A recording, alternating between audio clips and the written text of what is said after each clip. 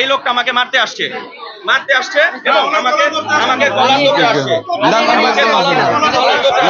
সাভার উপজেলা স্বাস্থ্য কমপ্লেক্সে ঔষধ দেওয়ার বিষয়ে অনিয়মের অভিযোগ করায় রোগীর স্বজনকে লাঞ্ছিত করার অভিযোগ উঠেছে উপজেলা স্বাস্থ্য কমপ্লেক্সের এক কর্মীর বিরুদ্ধে।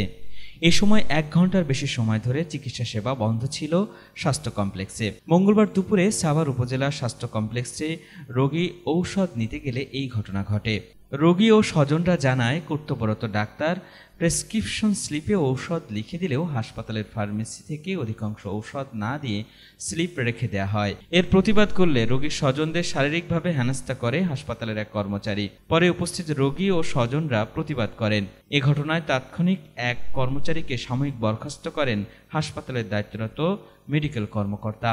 এছাড়া এ ঘটনায় 3 সদস্য বিশিষ্ট তদন্ত কমিটি গঠন করা হয়েছে বলেও জানিয়েছেন উপজেলা স্বাস্থ্য কর্মকর্তা তৌহিদ আল হাসান। এখন ওনারা কি করতেছে, একটা ওষুধ দিয়ে বাকি ওষুধটা বলতেছে নাই। আচ্ছা নাই, মাইনা নিলাম নাই, বলতেছে সকাল 8:30 থেকে এই পর্যন্ত ওষুধ দেওয়া হয়েছে, ওষুধ শেষ। আচ্ছা ওষুধ যে শেষ হইলো, কাকে কাকে ওষুধটা দিল এবং কে কে ওষুধটা পাইলো, এটার একটা লিস্ট আমাদের ইনশিওর করতে হবে। যে হ্যাঁ, আমরা কিন্তু ভাই একটা কথাই ফার্স্টে বলছি যে আমাদের ওনাদের নাকি নির্ধারিত করা আছে যে কত তারিখে কতগুলো ওষুধ ডিস্ট্রিবিউশন করা হবে। তাহলে আমার এই লোকটা আমাকে মারতে আসছে এবং আমাকে গলা ধরতে আসছে।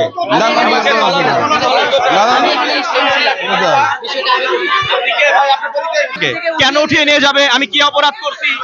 উনি আমাদের ওষুধ বিতরণে কোনো ধরনের অস্বচ্ছতা আছে কিনা বা অনিয়ম আছে কিনা সেটা আমি একটা কমিটি গঠন করে আমি তদন্ত করব। পুরো বিষয়টা আমি খতিয়ে দেখবো। এর মধ্যে যদি আমার কোনো স্টাফের কোনো দোষ থাকে সেক্ষেত্রে তার বিরুদ্ধে প্রয়োজনীয় ব্যবস্থা গ্রহণ করব।